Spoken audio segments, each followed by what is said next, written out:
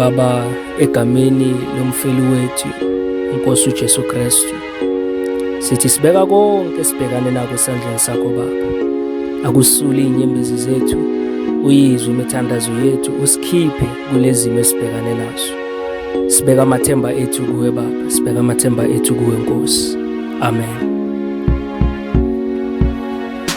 Ithemba lami, ithemba lami, ithemba lami likuJesu, ithemba lami likuJesu. Ukolo lwami,